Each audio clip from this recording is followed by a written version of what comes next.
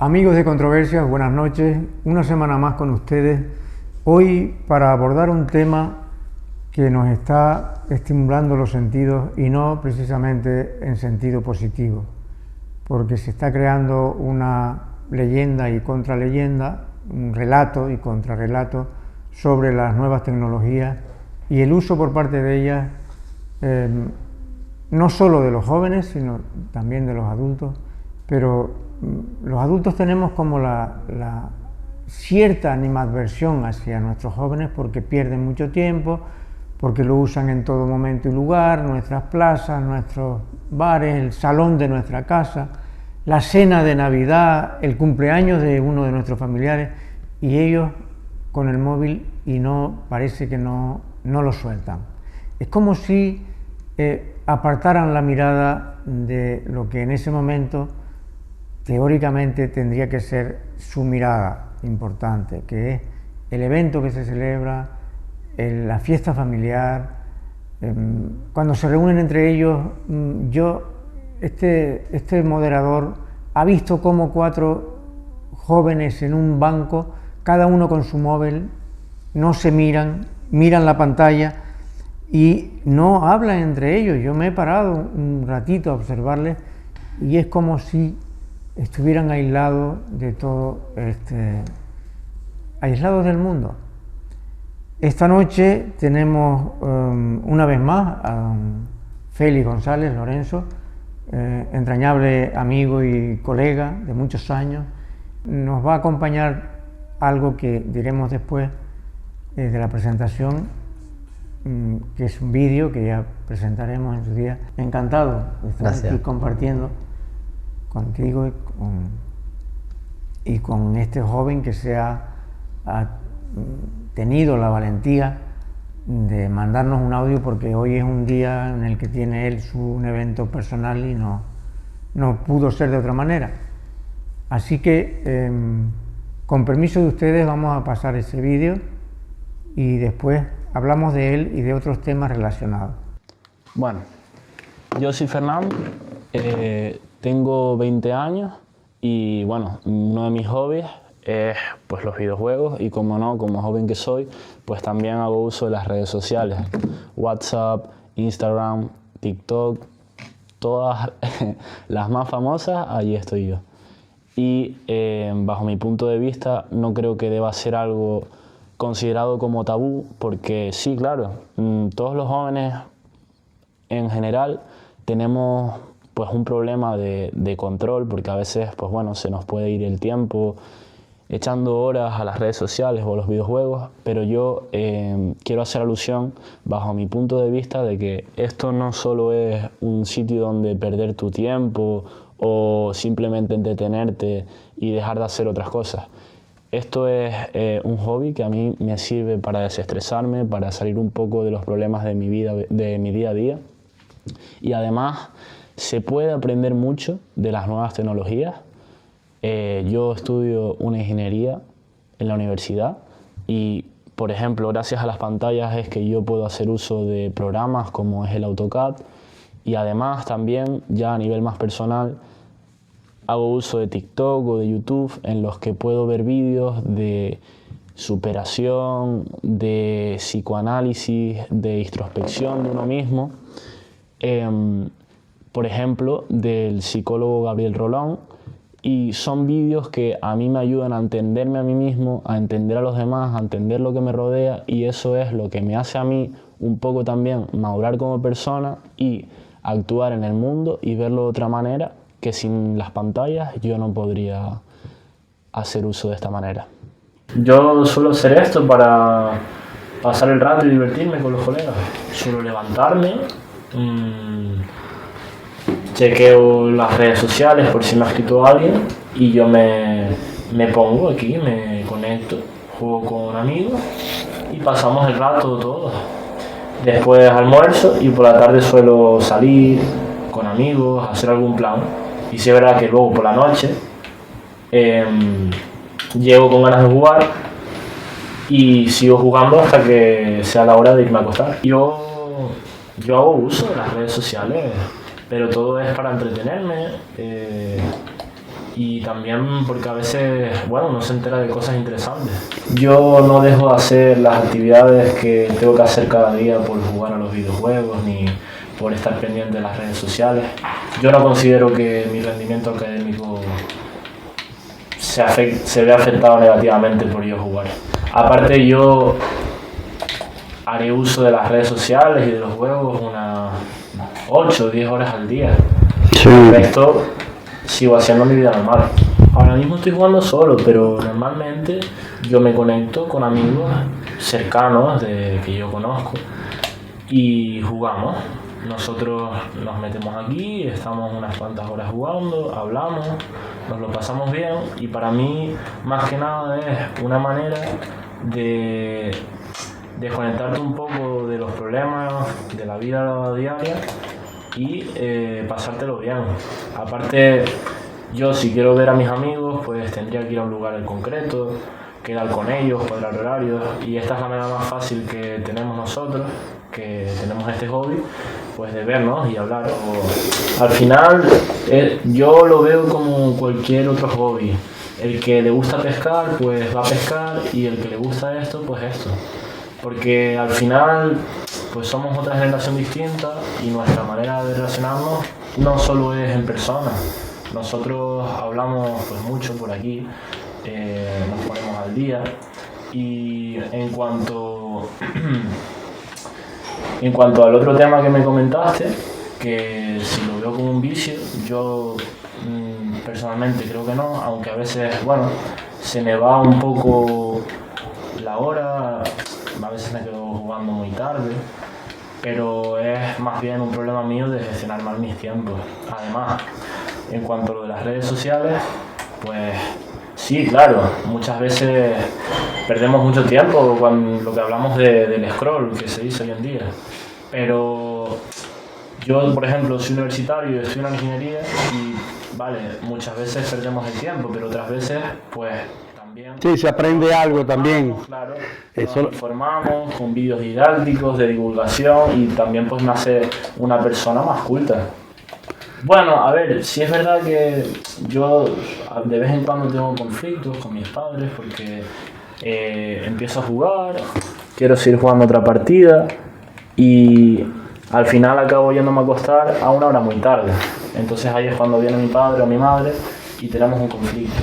Al final siento impotencia porque pues yo no lo veo mal y quiero seguir jugando, pero bueno, al final pues llegamos a un acuerdo y acabo cediendo. Pues mira, la verdad que suelen ser siempre dos cosas y siempre es lo mismo. Lo primero es que, bueno, a veces pues me pongo a jugar y las sesiones se alargan hasta horas que realmente no son adecuadas porque se hace pues muy tarde y a mis padres les molesta. Entonces, claro, al final pues hay conflicto y bueno, yo realmente al final acabo cediendo. Y luego lo otro es que, claro, como yo paso bastantes horas de mi ocio aquí en el ordenador, ellos cuando abren la puerta del cuarto lo que me ven es jugando. Entonces, bajo su perspectiva es lo único que hago, pero realmente aquí pues yo hago muchísimas más cosas que simplemente jugar. No, yo realmente siento que tengo el control.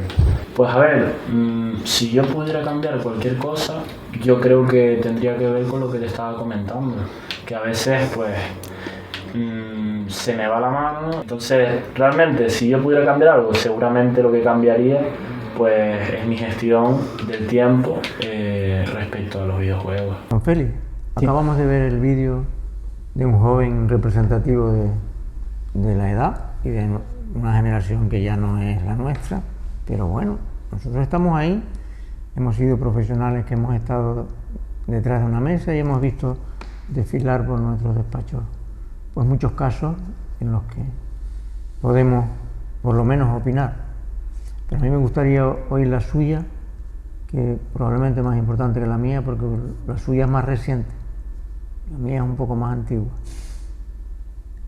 Dice mi opinión acerca del vídeo. Y en primer lugar es felicitar a este chico porque tiene una capacidad de expresión, me parece que es muy buena, porque ha definido bien algunas cuestiones muy importantes de este asunto que preocupa a los padres, a los padres de un chico de su edad, y porque lo ha hecho en una especie de actitud también de que es necesario, pero también hay que tener cuidado. Entonces él ha dicho algunas cuestiones que yo he anotado porque me parecen importantes, que por ejemplo, él dice que no deja de hacer otras actividades por esto, y parece muy sincero. Dice que no cree que su nivel académico haya disminuido por este asunto. A veces uno no se da cuenta si ha disminuido o no, pero creo que está haciendo un análisis importante de hasta dónde alguna cuestión como las redes sociales nos pueden hacer daño o no. También dice que ir a pescar es para algunos una afición, para otros ir a hacer un deporte y para otros es estar, digamos, en redes sociales. Aquí haría una distinción, pero no por corregirlo, sino porque ir a pescar a veces no, pero normalmente implica cierta sociabilidad. Amplía el campo. Te amplía el campo. Amplía el campo. No siempre las redes sociales amplían el campo. Amplían un campo imaginario, pero no real. Y de hecho, uno de los problemas que tenemos o que hemos tenido con una generación que se ha llamado la generación de cristal, es que los padres durante años, digo los padres porque todos hemos sido responsables, hemos protegido, entre comillas, a nuestros hijos de la vida real, porque nos parece que no había que afrontar riesgos, que no había que afrontar peligro, y los hemos metido en la casa. Y los hemos privado de ese juego en la calle, de eso de tener amigos, de tener riesgos de ir a urgencias porque te arañabas las rodillas. Tanto es así que durante un tiempo se vio como las fracturas o las lesiones en los chicos disminuían, las consultas en urgencias disminuían y aumentaban las consultas en salud mental. Eso estaba por ahí, está en las gráficas, ¿no? Entonces me parece que tocó muchos asuntos que cada uno es un tema, ¿no? Hasta el punto de hablarse, se puede hablar de algo como una epidemia, que una epidemia ya sabemos que son cuestiones de tipo infeccioso, pero esto se puede hablar de que hay, al aumentarlos, toda clase de contenidos, pequeños, no tan pequeños, audios, vídeos, en las redes, puede haber al mismo tiempo, es como, sabemos el problema que hay con el alcoholismo, que esa sí que es una adicción potente. Las adicciones de los tóxicos legales como el alcohol, y repito, el alcoholismo, y ahí todos sabemos que los adultos dejan de fumar les relevan los jóvenes. Esa parece ser la estadística. Y podría llegar a ser comparable a esas dos grandes adicciones, por cierto, legales, alcohol y tabaco, el tema de la utilización de las redes de forma masiva por los jóvenes y no tan jóvenes. Claro, porque uso de las redes hacemos todas las generaciones en este momento, ¿no? Lo que habría que plantearse es que, digamos, por qué ese asunto que tú dices del alcohol, del tabaco, que son las drogas que más matan y más enferman en este país, Cierto, sí. El tabaco más que el alcohol. Estamos en este momento casi en un 20% de la población española fuma. Hace un tiempo fumaba por encima del 30%, o sea que se ha logrado disminuir con esto de las restricciones, pero Suecia está en el 5%. Ellos han hecho otras cosas, que no es el momento quizás de hablarla, pero han hecho otras cosas que significan que han asumido la adicción al tabaco como una realidad. Entonces le han dado a la gente, hay que profundizar mucho porque no es un tema sencillo, pero le han dado a la gente nicotina. Si usted no quiere fumar tabaco y queremos crear espacios libres de humo como lo han hecho ellos, estudiaron la acción de la nicotina sobre el ser humano y sobre las enfermedades cardiovasculares. Y llegaron a la conclusión de que la nicotina no genera más enfermedades cardiovasculares. Lo que genera enfermedades cardiovasculares es el cigarrillo. Es decir, tal y como viene presentado, la manufactura de los productos y demás. Entonces, a la gente le dan nicotina y la gente al tener acceso a esa sustancia ha dejado el tabaco. Yo no estoy diciendo que eso sea bueno, pero sí es menos malo que fumar. Es decir, es mejor que un 5% de la población no fume que fume un 20%. Si nos vamos al asunto de las pantallas, el mecanismo de las adicciones sabemos, Antonio, y tú lo sabes tan bien o mejor que yo, que es similar. El mecanismo de las adicciones tiene que ver con una recompensa que el cerebro recibe. Si yo le doy al cerebro una gratificación rápida, como por ejemplo el azúcar, lo que pasa es que el azúcar tiene un mecanismo, que es que pasa al estómago, y del estómago pasa al cerebro, y tarda un ratito, ¿no? Eso no es tan rápido, pero aún así, ¿cuánta gente no hay adicta a los dulces? O ¿cuánta gente no hay con problemas de peso por la adición al azúcar? Las pantallas han venido a darnos una gratificación prácticamente inmediata. La descarga de insulina que hace bajar el azúcar y otra vez volver a consumir. Por ejemplo, hay un círculo. Ahí se crea un círculo. Exactamente. Y con esto pasa lo mismo. Es decir, un reel que lo ves, lo dura 15 segundos y después el cerebro, quiero otro, quiero otro, quiero otro. Y cuando llega una hora, estás cansado. ¿Por qué estás cansado? Porque ha habido una sobreestimulación y también al final hay insatisfacción. Dice, esto no es lo que yo buscaba. Que también, Feli, es lo que pasa cuando están esperando el contenido ese, sí. Y no les llega el contenido. ¿Qué se produce ahí desde el punto de vista de los neurotransmisores? O sea, ahí empiezan a implicarse. Oye, el chico Fernando estaba planteando un asunto que a mí me pareció de calado, ¿no? Él habló del psicoanálisis. Y yo lo nombro aquí porque lo nombró él, pero me parece que trajo a Rolón, que a mí me parece que es un divulgador del psicoanálisis importante, ¿no? Entonces, en el psicoanálisis no lo quiero complicar, Antonio, ni lo quiero hacer este asunto, simplificarlo y llevarlo a una solución, porque no la tengo, porque los problemas complejos, como el tema de las adicciones digitales, se llaman perversos, y se llaman perversos porque tienen múltiples causas y la solución no es fácil. También pasa con el suicidio, por ejemplo. No le podemos buscar un solo resultado, ¿no? Pero evidentemente tiene que ver con que el chico busca algo, o nosotros buscamos algo, y el cerebro llega y hay una descarga en el cerebro de algo que tiene que ver con el placer. Y cuando eso se produce, nosotros nos alejamos del displacer, es decir, del malestar. Y cuando nos acostumbramos a esa vía tan rápida de yo tomo algo por la vía visual, en este caso, que la satisfacción es ahí, lo podemos comparar, por ejemplo, con las drogas inhaladas por la nariz. Hay pocas sustancias o pocas moléculas que lleguen tan rápido al cerebro como por la vía nasal. Entonces, cuando probamos eso, el cerebro al día siguiente te dice, quiero eso otra vez. Y bueno, ahí tenemos un mecanismo que afecta. Hace tiempo se habló de que solo el 20% de la población estaba expuesta a sufrir una adicción. El resto no. Podemos estar de acuerdo o no con eso, pero yo lo creo, es decir, 8 de cada 10 personas aproximadamente no van a ser adictos en su vida. ¿Por qué? Porque la adicción no es lo que... Es decir, hay una frase que a ver si la puedo decir de forma muy entendible, que es que no es adicto el que quiere, sino el que puede. Es decir, en la persona que se establece una adicción hay una falta de algo. No digo que sea patológica, no digo que sea enferma, pero esa falta de algo se cubre con algo.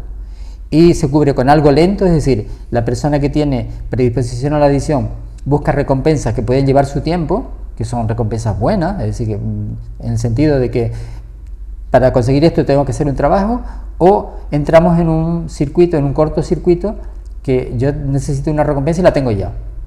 Y ahí tenemos un problema. Pero no solo con las pantallas, lo tenemos con la sustancia, lo tenemos con la comida, como decía antes, lo tenemos con los comportamientos, con el juego.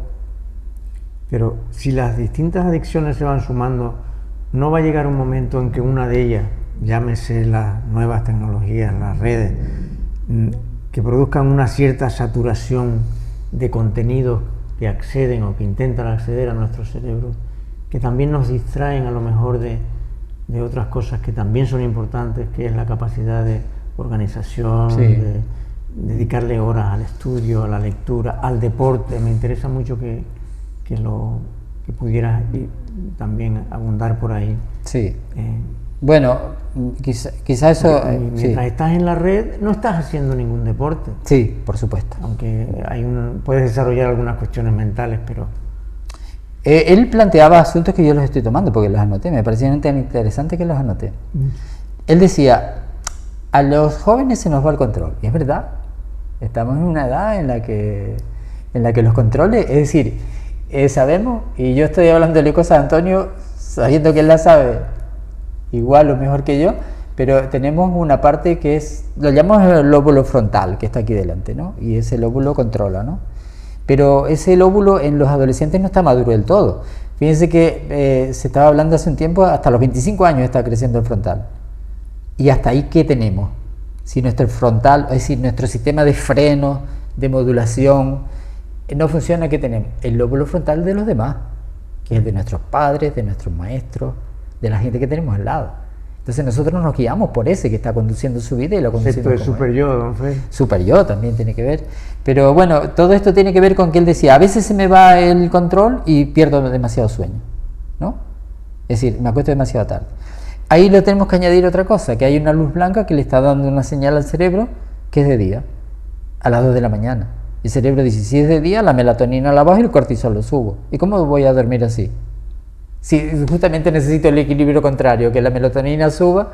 Sé que estoy diciendo palabras un poco complejas, pero sabemos que para dormir hace falta llegar a un equilibrio cerebral donde la oscuridad forma parte de la tranquilidad para que nos venga el sueño. Es decir, los primitivos tenían luz blanca, no, tenían fuego. Por eso se recomienda ahora luces más bien digamos, rojizas o color fuego. Entonces, lo que tú me decías antes, ¿tenemos peligro de que esto llegue a una pandemia general, a que esto acabe con...? No, yo creo que no, para nada, no lo creo para nada. Yo creo que hay un riesgo, y es que están atentando contra una parte. El sistema está atentando, el sistema de, digamos, de publicidad, de control, de lo que quieren que veas, de esto que se llama algoritmo, está atentando contra una población que no tiene lóbulo frontal todavía. Y ahí tenemos que, a veces los padres decirle, mira, chico, yo no soy un lóbulo frontal ejemplar, a lo mejor, porque también me paso demasiadas horas con el móvil, que esa es otra historia. Pero bueno, ahí los adultos tenemos que intervenir. Pero tenemos que intervenir con 3 prevenciones. Una es, si nosotros le decimos a un adolescente, ahí estamos hablando en este caso de la edad comprendida entre los 10, 12 años hasta los 20, incluso 25, incluso a los 30, aunque me estoy extendiendo demasiado, pero hasta ahí dura la maduración del lóbulo frontal.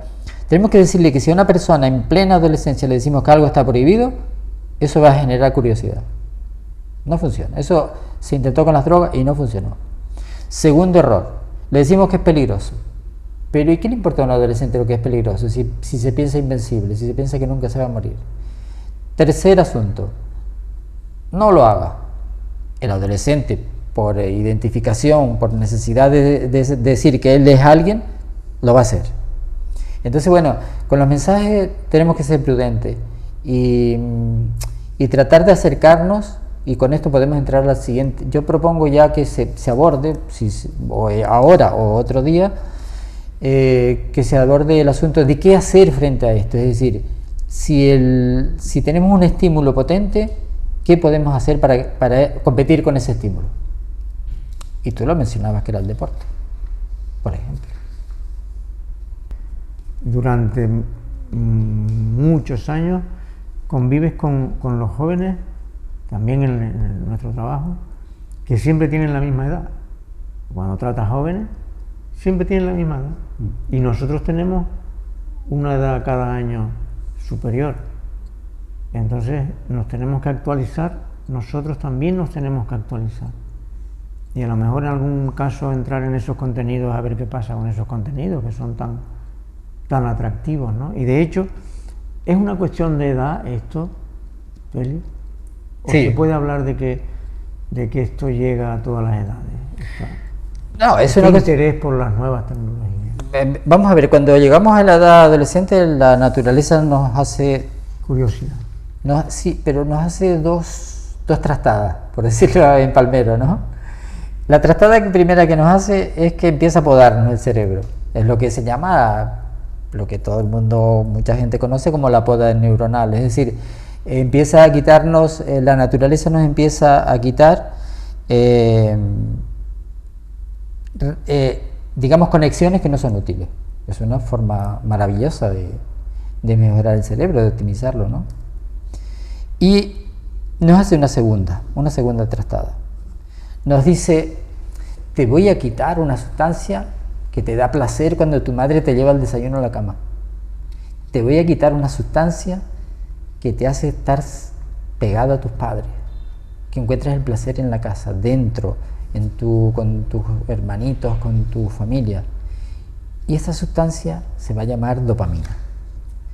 Cuando la naturaleza te corta el flujo de dopamina cerebral, ¿por qué lo hace?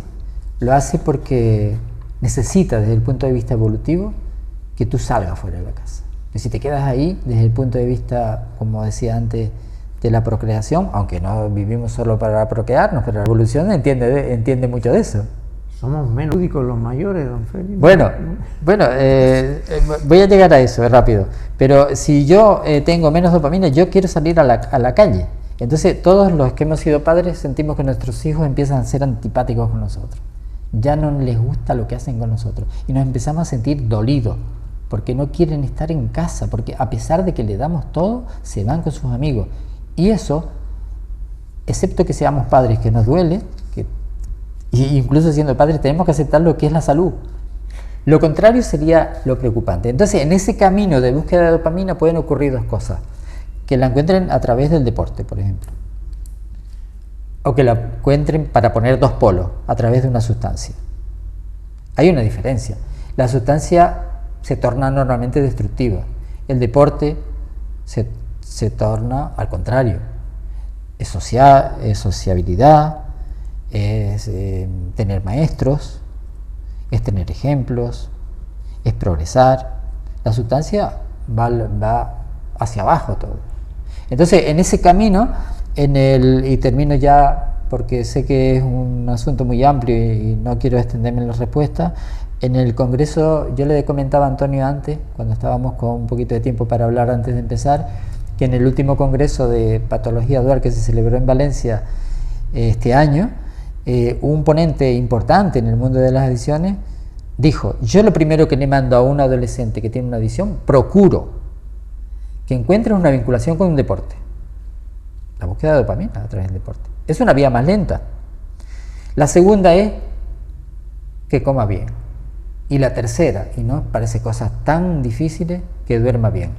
Conseguir todo esto es un reto que,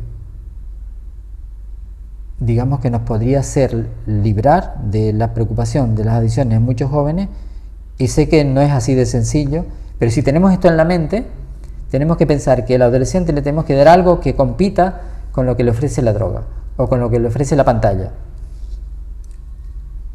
Sí, deporte es fundamental, también para nosotros. Sí, fíjate tú que en el año 2000, un poquito antes, en 97 por ahí, bueno, igual la fecha va un poco más arriba, más abajo. En Islandia se planteó un problema. Islandia es pues sabemos que es una isla que no está tan habitada. Yo exploré, tiene 300.000 habitantes, me parece. O sea, vamos a suponer que tiene la población de Santa Cruz de Tenerife, en toda la isla, ¿no? Y tenía la juventud más adicta, de más botellones, la más complicada de toda Europa. Y un psicólogo de una universidad dijo, algo está fallando, estamos dándole a los jóvenes un tratamiento cuando ya están metidos en la droga, cuando ya están metidos en el alcohol, cuando están metidos en el tabaco, cuando están metidos en el cannabis. Porque el cannabis es otro asunto, el cannabis cambió. Si quieres después hablamos de esto, pero el cannabis no es el cannabis que teníamos en esa época. 20 años más tarde el cannabis cambió radicalmente, la composición y por lo tanto la toxicidad. Pero bueno, el psicólogo le dijo a los políticos y los convenció, invirtamos en los jóvenes antes de que lleguen a conocer esto, invirtamos. Y empezó a crear una red y un presupuesto, años 2000, dedicado, o donde que ponía el acento en el arte, en el deporte, buscando áreas que fueran atractivas para cada grupo de jóvenes, porque cada uno tiene su afición. En este momento, año 2026, tienen la juventud más sana de Europa.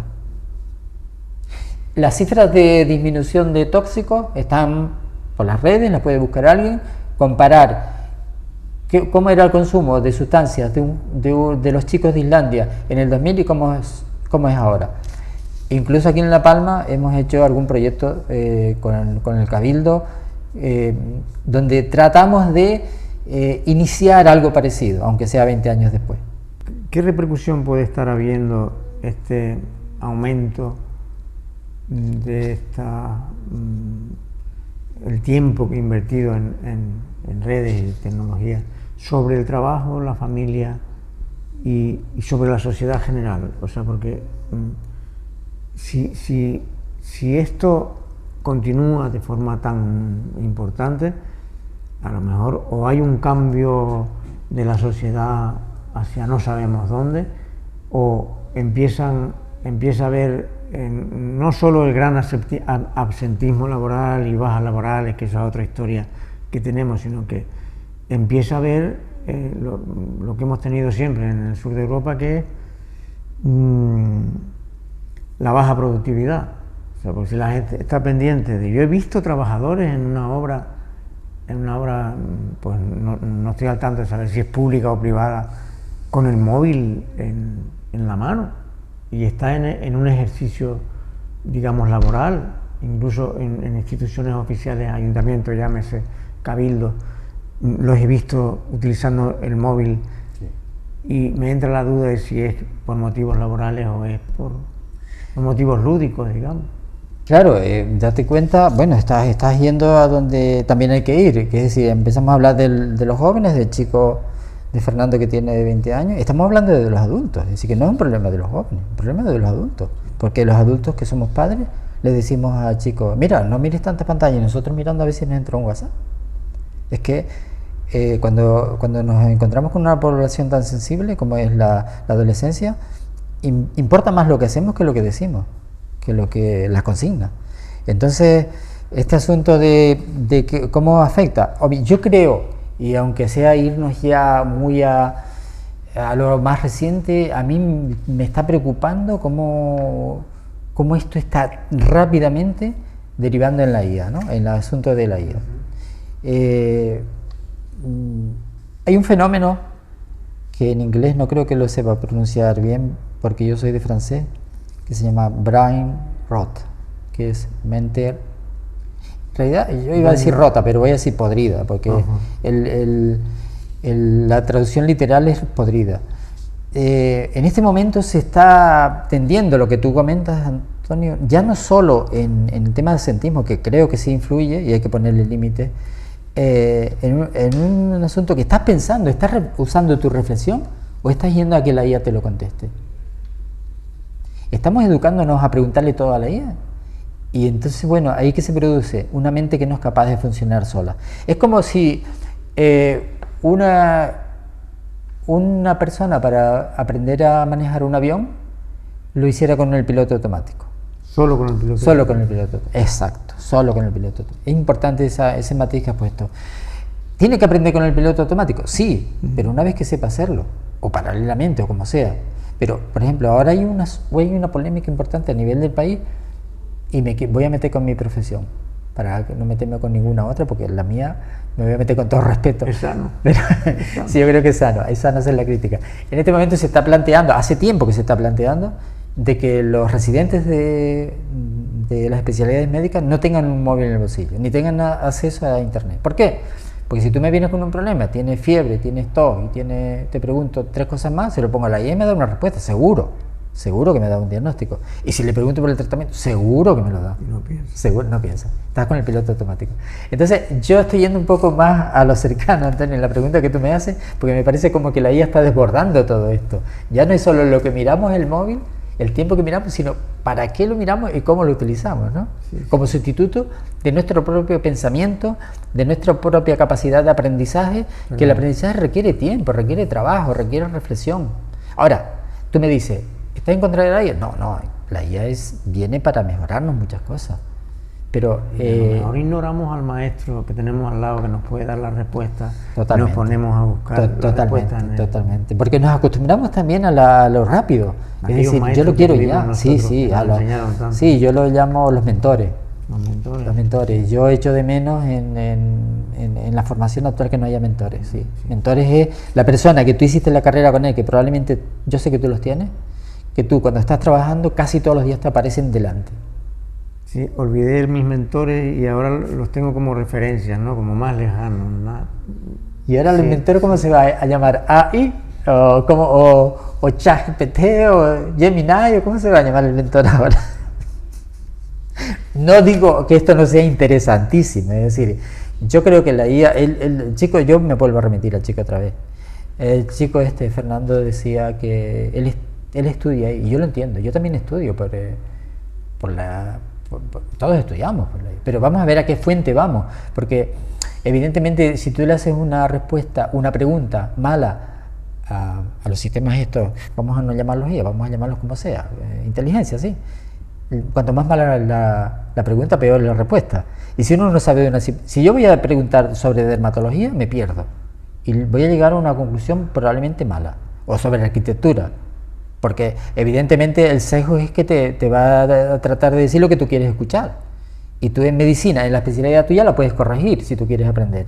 Es un sistema, es como tantas cuestiones que han venido con un doble filo. Si la agarras así, te corta. Ahora, si la usas bien para cortar, operativamente bien utilizada, es súper eficaz. En el área laboral está claro que está cambiando también algo este acceso masivo a las redes, porque yo te voy a... un caso muy cercano mío, no sé si se da en el deporte de élite, pero yo veo que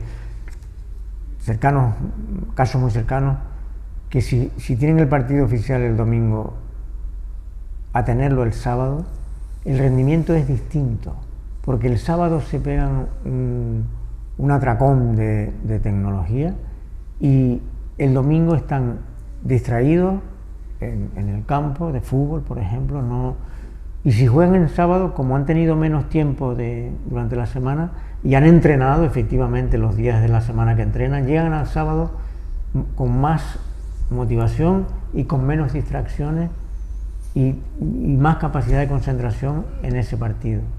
O sea que sí que influye el exceso que decía nuestro joven Lorenzo, Fernando, que sí que afecta, o que puede afectar. O sea, Sí. Y en la familia está claro que afecta en las relaciones familiares, porque al menos levanta el tono de voz, eleva el tono de voz en los progenitores, porque yo estoy pensando en mí ahora, son las 2:30 de la noche y está el niño a lo mejor todavía con las tecnologías. Y en cuanto al cambio social, pues habrá que esperar, ¿no? Sí, tú decías antes el atracón, ¿no? A mí me parece que eso es para hacer todo un trabajo. No sé si lo habrá hecho, porque tú me lo comentabas antes. Sí. A mí me parece interesante ver si el rendimiento de los sábados en general, a nivel, digamos, estadísticamente, que muestre alguna evidencia, que los sábados se rinden menos. Yo lo veo muy lógico eso que dices, porque si tú consumes cocaína hoy, mañana no vas a estar con la fuerza que estabas, te gastaste tu energía. Es decir, la cocaína fue y dijo, dame más, y al día siguiente tienes que dormir. Si tú te gastas los neurotransmisores el sábado, evidentemente lo que tú dices, el domingo vas a estar agotado. Porque tienen la habilidad, yo vuelvo otra vez al psicoanálisis de chico, no me atrevo a decirlo porque Fernando lo dijo, de actuar sobre una debilidad que tenemos los humanos, que es el deseo. Es decir, nosotros tenemos deseo, pero pensamos... El experimento, Félix, de la rata que deja el queso y el agua y se muere con los polvos de tranquimacín. Totalmente, eso hay un experimento en la Universidad Española muy parecido que me parece interesante. Sí, tiene que ver con eso, pero a ver, aquí hay una cuestión química o bioquímica o fisiológica, donde actúa digamos, las pantallas, lo digital, y hay una cuestión psicológica, o del mundo psíquico, que sabes que, bueno, sabemos que está junta pero está separada.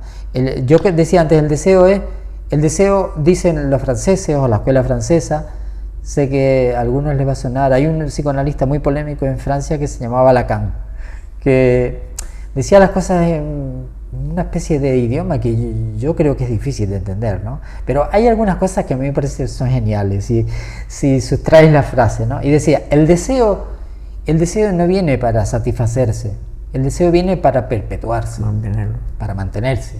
Si yo tengo un deseo, lo cumplo y después busco, se acabó, ese no era.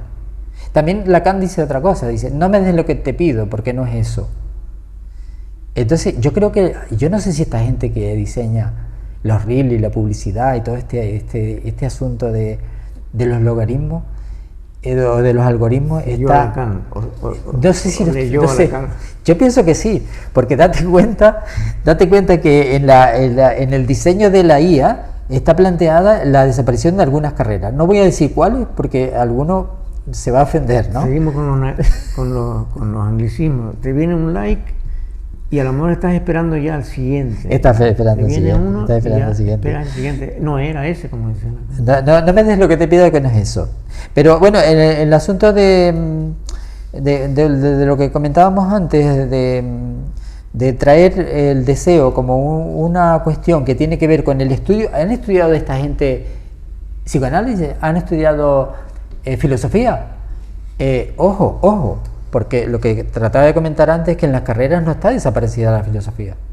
Las carreras que van a desaparecer ya en los planes que vienen de estudio son varias, y el que las está estudiando ahora se va a quedar sin trabajo. Pero no voy a decir cuál, porque yo tampoco soy un sabio en esto, pero hay carreras que no van a tener futuro ninguno. Tenemos la duda, tú tienes la duda de que los psicólogos especialistas en hacer que compremos cosas que no necesitamos han estudiado todo esto, lo anterior. ¿Quién ha pensado antes que nosotros? Muchos, ¿no? Puede ser. Y a lo mejor mejor en algún caso.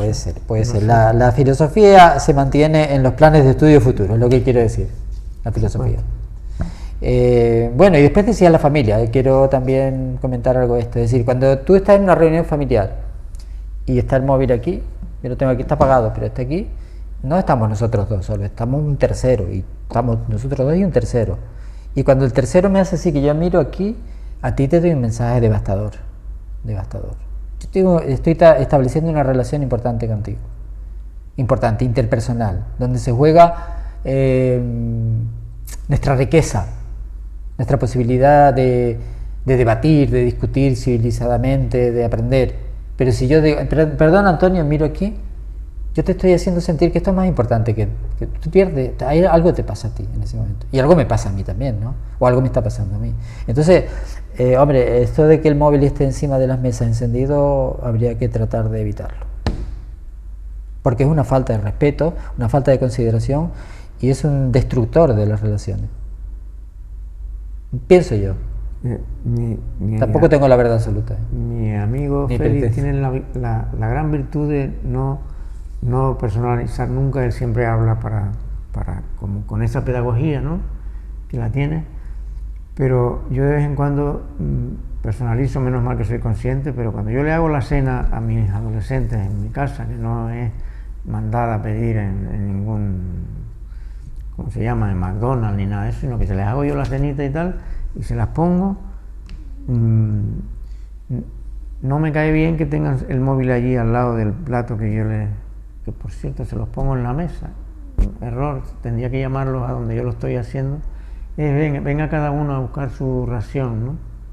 Pero hoy se los pongo como si yo fuera la madre, y pido perdón a las madres, pero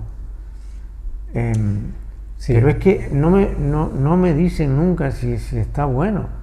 Es que yo no espero que me digan que esté bueno, pero alguna vez esperas que haces algo. No, yo creo que ahí estás hablando de qué edades. ¿Adolescente? No, ahí no te van a decir que está bueno ni aunque no tengas móvil. Te van a decir que está mal, que tú no sirves. No, hombre, Antonio, no te quiero herir. No llegan pero es que ahí me lo porque- dicen a mí. No, no te lo dicen No así. llegan ahí porque no te lo dicen a la cena así. siguiente se quedan Te sin dicen nada. que lo que vale es ello. Lo que pasa es que lo que sí creo yo que... A ver, yo lo que cuando hablo aquí, hablo desde la humildad de que soy padre. Y que yo estas cosas no las tengo tan claras. ¿Cómo hacer? Ahora, volviendo al chico otra vez, a Fernando, es que me parece tan importante el vídeo, porque él dijo, cuando se refirió a su rendimiento, un chico que rinde, un chico que está haciendo su trabajo, un chico que está cumpliendo con sus obligaciones, que está progresando, no nos metamos mucho con él. Y planteémonos si el ejemplo que le estamos dando es el adecuado o no. Porque ese chico está funcionando, es decir, tú y yo sabemos, Antonio, que nosotros llamamos enfermedad cuando algo te aparta de la vida y te aparta de las relaciones y te aparta del trabajo. Si no, no es enfermedad, es malestar, pero a lo mejor el malestar es de los padres en este caso, más que del chico. El chico le genera malestar que los padres se metan tanto en su vida. No digo el caso concreto, pero a mí me pareció un chico muy sano el que nos precedió en el vídeo, o el que hemos visto antes de empezar la conversación. Y también aludiendo a Fernando en el vídeo, él habló de la generación, de su generación. Sí. Y puede ser que en gran parte sea también una cuestión de generaciones. Sí. Nosotros estudiábamos sin que nadie nos dijera que nos teníamos que sentar a estudiar, sí. Y estudiábamos.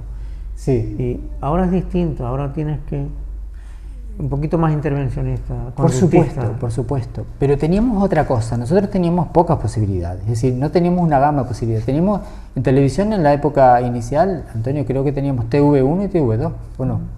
Cierto. ¿Qué más pantallas teníamos? No, 0.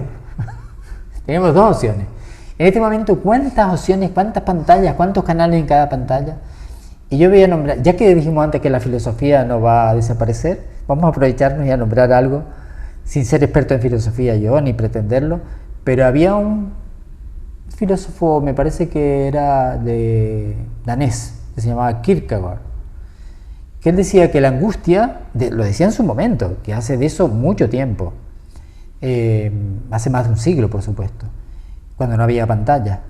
Él decía, la angustia nace de las posibilidades, de la conciencia de posibilidades. Es decir, cuando yo me abro en la adolescencia a qué va a ser de mi vida, yo me angustio. Cuando yo me enfrento a una carrera donde tengo 10 carreras, 10 universidades donde ir, la paula, las notas, vivimos con una exposición a la angustia importante, a la generación de angustia, ¿no? Entonces, bueno, las pantallas a veces vienen a darnos ese extra. Él lo decía también, él dice yo a fin del día, o lo entendí yo así, uso esto también como una especie de gratificación, lo necesito, yo lo entendí así, como necesito algo que me haga sentirme bien por lo menos un rato, aunque sé que se me va de las manos a veces. Una pregunta, don Félix, que no es solo porque venga en el guión, sino que en los últimos 10 años, por poner una década, han aumentado en consulta, digamos, las consultas a propósito de este tema de hoy. ¿De las adicciones? Sí. Yo particularmente, sí, estamos en la época esa, pero yo particularmente creo que las adicciones, te lo digo, no estoy hablando ahora de evidencia, no estoy hablando basándome en evidencia, pero de parte sí, porque sabemos que los problemas en salud mental no aumentan tanto o disminuyen, sino que cambian. Es decir, las adicciones lo que han hecho es cambiar de lugar. Es decir, si tú quitas el alcohol, hay otra adicción, no vas a acabar con la adicción. Entonces yo creo que esto ha venido, lo que ha venido en la pantalla digital, vuelvo a lo mismo, o la adicción digital, como compite lo digital es por la rapidez. Ahí estamos perdidos. Antes hablábamos del cannabis. El cannabis, hay gente que lo usa para dormir, ¿no? Bueno, no es lo mismo usar cannabis en los años 60, donde tú fumabas cannabis y te relajaba y te ayudaba a dormir. No lo estoy defendiendo, la verdad es que el cannabis no tiene defensa actualmente desde el punto de vista de la evidencia, ninguna defensa, a no ser el cannabidiol que se está estudiando, pero bueno, no quiero hacer una cuestión de demonizar el cannabis, pero En este momento el cannabis, si en ese momento lo que llamamos el THC, que era el estimulante, era de 2,5%, en este momento es de 10 a 15%. Entonces, lo que buscamos ahora en el cannabis ya no nos produce aquel efecto, nos produce un efecto contrario. Y bueno, yo creo que las adicciones, centrándome en tu pregunta, yo no veo que hayan aumentado, sino que son otro tipo de adicciones. En este momento lo digital está imperando como adicción preocupante para los padres, pero te diría también, muchos de los padres que consultan, hay que tranquilizarlos y decirle, pero vamos a ver, su hijo, lo que decíamos antes, ¿su hijo le va bien? Sí. Bueno, entonces vamos a ofrecerle algo. Usted le está ofreciendo algo estimulante, le ha ofrecido algo distinto a esto. No, está en mi casa, yo trabajo mucho, yo estoy muy estresado, yo no tengo tiempo para hacer la comida y llego a casa y me lo veo. Bueno, entonces plantéese su vida, ¿qué tiene que ver en su vida sin culpabilizarlo con la vida del chico, ¿no? Entonces creo que a veces los padres y los adultos no solo tenemos que decir, los adolescentes de hoy ya no son lo que era. Yo les digo, yo viajo con adolescentes a veces por el tema deportivo y me callo cuando están desayunando y pienso, ¿quién ha dicho que la generación de ahora está perdida? Pero si estos chicos hablan maravilla, conversaciones interesantes, estimulantes, yo me callo. O sea que yo creo que los adultos tenemos un discurso muy prepotente con esto, muy poco autocrítico, muy poco conocedor de cuánto tenemos que ver con nosotros que los chicos estén haciendo lo que están haciendo. Estamos llegando ya a un momento que ya estamos finalizando, pero me gustaría escuchar, hacerle un planteamiento más profesional, que es que cuando la supuesta adicción o exceso o abuso al menos en el tiempo, de estas nuevas tecnologías y de estas redes, detrás de eso hay una patología, entonces sí tenemos que tratar la patología primaria, ¿no? Aquel fóbico o aquel TOC que utiliza esto como una especie de terapia, entre comillas, entonces tenemos que tratar la patología que está antes, ¿no? Sí. En esos casos, que no son los más. No, pero esto que estás diciendo es importantísimo, porque nosotros sabemos, por ejemplo, que el 5% de los chicos tienen lo que se llama el déficit de atención. 5%. 5% es uno de cada clase. Eso si hablamos de la población afectada por el déficit de atención. Pero sabemos que estas cosas no tienen líneas rojas. A partir del 5%, el 6% no lo es. Hay un espectro, que probablemente es mayor, de chicos que tienen déficit de atención. Estos chicos empiezan a los 10, 12 años. Estoy nombrando una patología que es detrás de la droga, muchas veces. Estos chicos, cuando llega la adolescencia y los estudios empiezan a apretar, empiezan a sentirse que fracasan. Y probablemente con un coeficiente intelectual alto. Pero empiezan a sentir que ellos empiezan a bajar las notas y los demás las mantienen. 8, 9 y ellos empiezan a sacar 5. Empieza el profesor a decirle, no estoy acusando a los profesores, a cualquiera, le empieza a decir, eres tonto, no pones de tu parte, los padres, empiezan a hacerlo sentir mal. ¿Qué quiere hacer el chico? Salir del circuito de la educación. Pero ahí se encuentra que tiene que hacer la ESO. Y la ESO la hace a trancas y barrancas. Como en ese momento tenga la suerte de caer en un profesional, que sea bueno y que lo diagnostique y le ofrezca, iba a decir, un medicamento que tiene una respuesta de 70% de efectividad, de lo más alto que hay en psiquiatría, no tenemos otro psicofármaco que genere esa respuesta, puede ser que ese chico salga adelante. Ahora, como ese chico descubra la acción de ese medicamento en una droga, cuando llega a los 20 años, ya nos olvidamos que tenía un déficit de atención, porque ya lo que está en temas de mercado, de tráfico, ya no ha estudiado. Entonces es tan importante lo que tú me dices, de no solo ver la patología que está detrás, sino a qué edad la ve, a qué edad la descubre. de los 6 a los 10 años, de los 10 a los 12, o de los 20 a los 30, o de los 30 a los 40.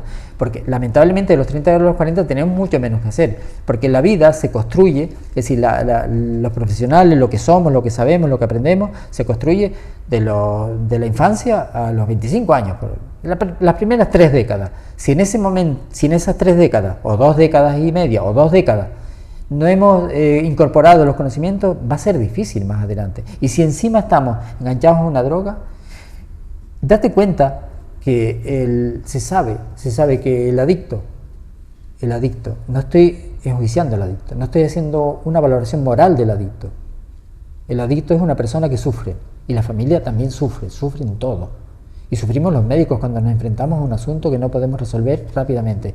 Cuando a la persona que es adicta, porque cuando dije el adicto parece una etiqueta, pido disculpas por ello. Cuando el adicto se asoma, o la persona adicta se asoma al balcón, por ejemplo, y ve el camello en la esquina, mejora algo en él. Ya están bien, ya sus neurotransmisores cambiaron.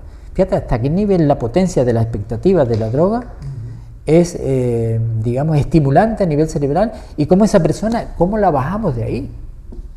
Bueno, hay formas de bajarla, pero tenemos que meter mucha energía, y no solo poner en las adicciones digitales o en las adicciones de otro tipo medios para tratarlas, sino para prevenirlas. Y lo digo porque prevención es una palabra que está muy gastada a veces también, ¿no? ¿Cómo prevenimos? Ese es el asunto, el método de prevenir. Y el método de prevenir lo tenemos. Lo que pasa es que lo tenemos que llevar a cabo. Félix, no me queda más remedio, y además lo digo muy, muy contento de esta última intervención, de separar las cosas, y de cuando hay una patología, esa patología hay que abordarla, y cuando no es una matización, sino que, porque yo sé que eres consciente de esto, de que cuando hay una vulnerabilidad previa, cuando hay una familia desestructurada, o sea, el caldo de cultivo es, vamos, o sea, que para entrar en todo tipo de adicciones en general, si no hay el apoyo familiar óptimo, pues estamos ya ante probablemente caso clínico, y entonces hay que tratarlo por la vía normal, que también está en nuestras manos, ¿no? Pues, don Félix, muy agradecido por tenerle aquí otra vez. Seguro que se nos han quedado cosas en el tintero. El tema no es sencillo, ¿verdad? No es sencillo, yo decía, es un tema perverso y complejo. No hemos pretendido tener la solución. Y también me ha gustado que hayas hablado de prevención, de tomarla del caso de Islandia. Me ha gustado, creo que a ustedes también. Y bueno, quedamos emplazados para en una próxima ocasión. Quiero seguir contando con su presencia y su experiencia y esa IA que tiene usted dentro de la cabeza. Sí, no, yo únicamente decir que si alguien no quiere buscar la experiencia de Islandia, que me gustaría que se divulgara mucho, se llama Youth in Iceland, Juventud en Islandia, que la busquen en internet, Youth in Iceland. Muy bien. Es decir, Juventud en Islandia, y hemos hecho un proyecto, como decía, y me hago un poquito de la publicidad de las personas que han participado, Juventud en La Palma, hemos hecho algo ya. Por la parte que me toca, como tengo el privilegio de tenerla aquí al lado mío, ahora nada más cerrar el programa, se lo voy a pedir directamente a don Félix. Buenas noches, hasta una próxima ocasión, encantado. Gracias.